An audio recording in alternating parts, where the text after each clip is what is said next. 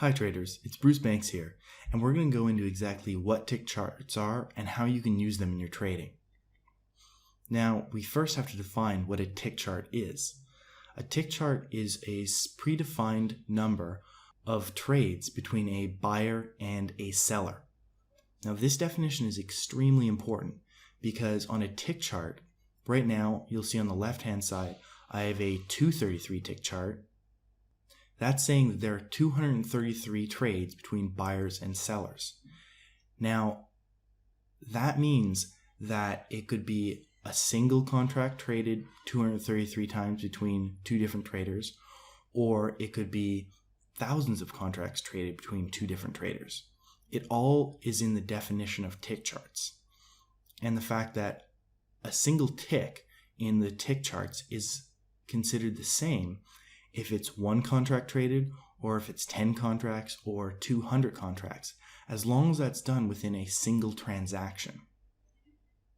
This is a very common confusion with tick charts and the fact that it is actually the true number of contracts traded, whereas it's actually the number of transactions done between traders of varying contract size. Now, right on the left here, I have 233 tick charts right now. That's a Fibonacci number, and it's valid because traders use it.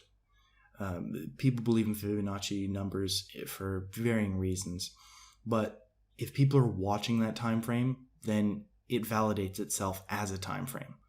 If 233 tick charts move too fast in your market, say crude or the NASDAQ, which we have up right now, you can often double that number to 466, and it will reduce a lot of the noise in each bar. Another common number that's used is 512. You really have to put the tick charts on the market that you trade and find one that's not too low of a number and not too high, depending on the frame that you trade within. Now, for tick charts, instead of time as a definition, they have the volume, which is the volume of whatever you've chosen. Say here, we're going to refer to it as 233 ticks from now on in the rest of this video. Whereas you'll see on the right-hand side, I have the same day up, but I have volume on the bottom because on the right-hand side, it's a 5-minute chart. So each of these bars represents 5 minutes in time during the trading hours and off hours.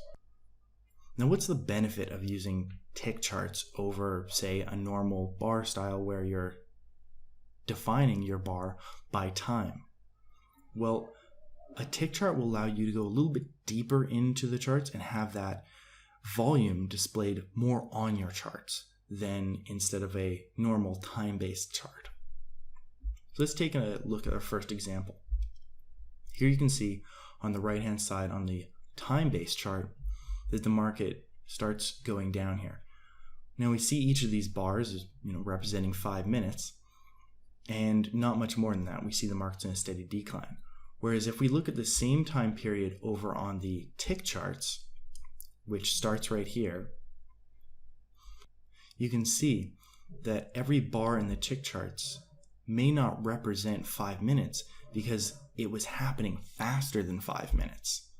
It was reaching those predefined 233 transactions far faster than the 5-minute time frame. And you can see an even greater example of this over where the market spiked up and then down. We'll bring over to this one 5-minute bar here on the right-hand side, which spanned a large range of the trading. And if we look at it on the tick charts, it's really broken down by how many bars were formed during that same 5-minute period. This allows us to get a bit better of an idea of what's trending, especially when the market's moving quite quickly. This doesn't say that you can't use higher values for your tick charts. We're just talking about the short-term time trading because I find this is one of the most common times where traders use tick charts and ask questions about. What's another benefit of tick charts is the fact that if you look over on the bar charts or time-based charts on the right-hand side, you'll see a lot of flatness in the market. There are multiple bars in a row that really haven't moved any significant distance. They're just flat on flat on flat. Whereas if you look at those exact same time period on the tick-based charts, you'll still see good trending in the market. It's not that the market's any different. It's not that the data is any different. It's just the way the data is delivered to you and presented to you. So on the tick-based charts, we see a clearly uptrending market here with no real flat areas. Whereas if we look over on the time-based chart, there's a lot more bars that are flattened out and not displaying that exact same clearly upward trending market. This is one of the clear benefits of tick charts. It reduces a lot of the noise from the standard time-based charts by, if the market just isn't trading, especially during off hours, it reduces that kind of wasted space of expanded, flat bars over to a more concentrated format. Now, this isn't to say that on tick charts the market can't go sideways. It absolutely can, because the market does sometimes go sideways. What it does, though, is during those sideways times, you'll see a lot of... I'll actually take a look at it right over here.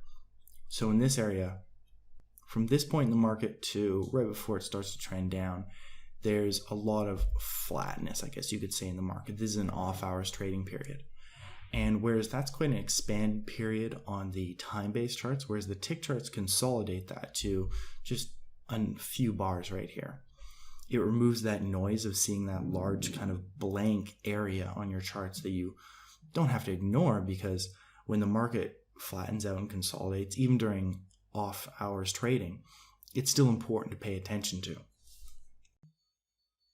I should also mention that I have candlesticks up here right now, but you can use this with a range of different charting styles.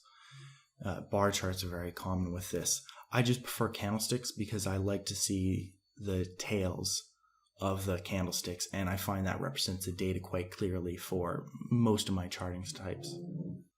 The important thing is for you to open up tick charts on your own platform and on the markets that you trade and see if you can pull any possible extra data from them. You can even try, say, replacing, if you have a standard daily, hourly chart up, and then instead of like a 5-minute or 50-minute, put in a 233 tick, put in a 466 tick, or maybe even a 512 tick chart, and take a look and see if that gives you a little bit more information of exactly what's happening on those lower time frames.